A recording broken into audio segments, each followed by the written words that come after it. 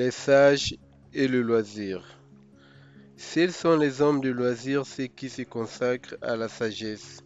Seuls ils vivent, car non seulement ils protègent bien la durée qui leur appartient, mais ils ajoutent la totalité du temps au leur. Toutes les années antérieures à eux leur sont acquises. Si nous ne sommes pas les derniers des ingrats, les illustres fondateurs des saintes doctrines sont nés pour nous. Ils nous ont préparé la vie vers ces beautés sublimes, tirées des ténèbres pour briller au grand jour.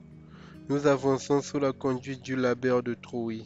Aucun siècle ne nous est interdit. Dans tout, nous sommes admis. Et s'il nous plaît de franchir par la puissance de notre esprit les étroites limites de l'humaine faiblesse, vaste est le temps à parcourir.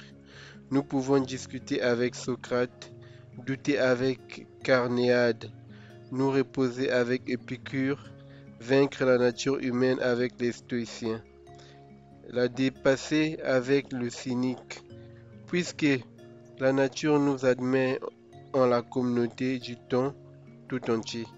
Pourquoi ne pas sortir de l'étroit et puériliste passage de la vie pour nous donner de toute notre âme à ces méditations immenses, éternelles, partagées par les meilleurs esprits. Ceux qui courent d'une obligation sociale à une autre, qui tracassent eux-mêmes et les autres, lorsqu'ils auront bien satisfait leur folie, lorsqu'ils se seront promenés quotidiennement de seuil en seuil, sans passer aucune porte qu'ils aient trouvée ouverte, lorsqu'ils auront porté à la ronde dans les maisons les plus éloignées leurs salutations intéressées, quelle infime proportion d'habitants auront-ils pu voir dans cette ville immense et écartelée entre tant de passions diverses? Combien s'en trouvera-t-il dont le sommeil, la débauche ou la grossièreté les auront éconduits? Combien après les avoir tenus longtemps dans l'angoisse passeront en courant, feignant d'être pressés? Combien éviteront de traverser l'atrium en plus de clients et se réfugieront dans les recoins obscurs de leur demeure?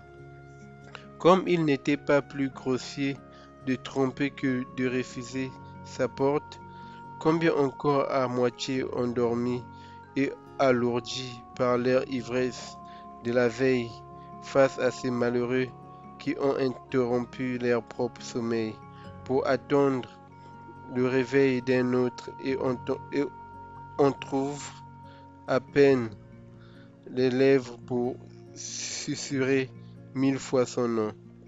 Les gratifieront en retour du plus insolent des bâillements.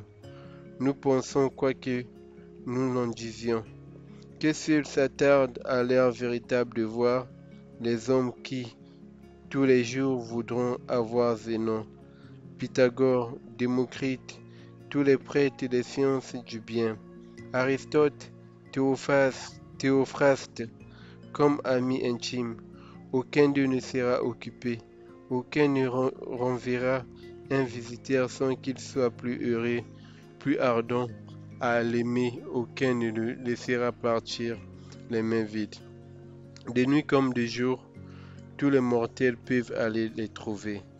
Aucun d'eux ne t'efforcera, tous t'apprendront à mourir. Aucun d'eux ne te fait perdre tes années. Chacun te donne des siennes.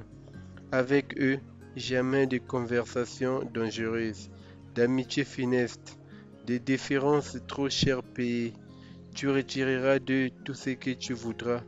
Il ne tiendra qu'à toi de puiser largement autant que tu pourras. Quelle félicité, quelle belle vieillesse attendent celui qui s'est mis sous leur patronage. Il aura des amis avec qui délibérer sur les plus grandes comme sur les plus petites choses, qu'il pourra consulter tous les jours sur lui-même, de qui il entendra la vérité sans outrage et la louange sans flatterie, à la ressemblance desquels il pourra se façonner. Nous avons coutume de dire qu'il ne fut pas en notre pouvoir de choisir nos parents. Le hasard nous les ayant donnés, mais il nous est permis de naître à notre gré. Il y a des familles de nobles génies. Choisis celle où tu veux être admis. Par adoption, tu ne recevras pas seulement leur nom, mais leurs biens eux-mêmes, que tu n'auras pas à défendre en avare. De manière abjecte, ils s'accroîtront, d'autant plus que tu les partageras avec plus de personnes. Ces génies trouveront le chemin de l'éternité. Ils t'élèveront à une place d'où personne n'est précipité. Voilà le seul moyen de prolonger la condition mortelle, bien plus de la convertir en immortalité. Les hommes, les monuments, tout ce que l'ambition a commandé par ses décrets ou construit par ses efforts s'écroule bien vite. Il n'est rien que la vieillesse, que le vieillissement ne démolisse ou n'abranle, mais il ne peut rien contre ce que la sagesse a consacré. Aucun âge ne l'abolira, aucun âge ne l'abolira, aucun âge ne l'affaiblira. L'une après l'autre, les générations sans cesse apporteront un tribut à son culte, car si l'envie porte sur ce qui est proche, nous admirons sans réserve ce qui est placé au loin. La vie du sage s'ouvre donc largement. Il n'a pas pour clôture la même borne que les autres. Seul, il est affranchi des lois du genre humain. Tous les siècles lui sont soumis comme à Dieu. Le temps est-il passé? Ils sont saisis par le souvenir. Présent, ils en fait usage. À venir, ils anticipent. La réunion de tous les temps en un seul lui fait une longue vie. C'était Sénèque.